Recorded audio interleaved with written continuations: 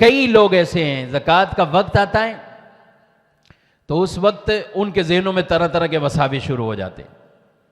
بھئی سونا پڑا ہوا ہے، پیسے نہیں ہیں، سونا ہے اتنا. سونے میں بھی بڑے لوگ چلاکی سے مسئلہ پوچھتے ہیں، حضرت صاحب جتنے کا لیا تھا اس قیمت پر زکوٰۃ ہے یا اب ویلیو پہ ہے؟ میں نے کہا اس قیمت پہ بیچ دو نا مارکیٹ میں جا کے، کہ میں نے 10 سال پہلے اتنے کا لیا تھا تو اب بیچ دو. چاندی جو کوئی لوگ لے کے رکھتے ہی نہیں تھے، اب ہر وقت چاندی ہو رہے ہیں. اور کچھ دن پہلے پھر سب کا پھر بلڈ پریشر جیسے لو ہوا ہے تو وہ سب کو پتہ چلا کہ ہوا کیا، پھر بھر لو اور چاندی.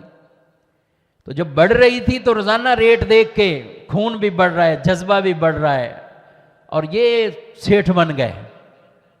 اور یکدم نیچے آئے تو پھر ان کے حالات کیفیات یہ ہو جاتی ہے. ایسے نہیں، اللہ نے فرمایا والذین یکنزون الذھب والفضہ، اور وہ سونا اور چاندی کو جو جمع کرتے ہیں، ولا ینفقونھا فی سبیل اللہ، اور اللہ کی راہ میں خرچ نہیں کرتے، فبشرھم بعذاب علیم، انہیں اللہ کے دردناک عذاب کے بارے میں بتا دیں. انہیں یہ بتا دیں سونا چاندی جمع کیا تھا، اللہ کی راہ میں خرچ نہیں کیا، یعنی اس کی زکوٰۃ نہیں دی، تو انہیں بتائیں، پھر انہیں خوشخبری دیں عذاب کی. یوم یحمى علیہا فی نار جہنم، کہا کہ یہ تمہارا مال ہی جو ہے نا، اس کو جہنم کی آگ میں تپایا جائے گا، گرم کیا جائے گا. اور پھر کیا ہوگا؟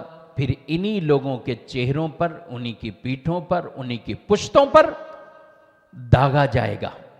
اور یہ ایک عذاب اسی مال کا کہ جس کو آدمی پہچانتا ہوگا، ہاں یہ تو میں نے جمع کر کے رکھا ہوا تھا، یہ سب کو جمع کیا. ہر ایک کی بات نہیں کر رہا ہوں، مال جتنا بھی جمع کرنا ہے کرو، شریعت منع نہیں کرتی.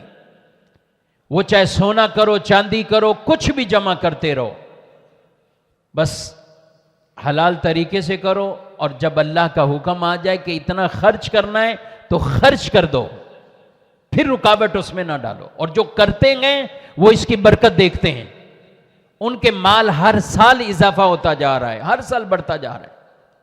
جو پوری زکاتوں کے معاملات اور یہ وہ ادا کرتے ہیں.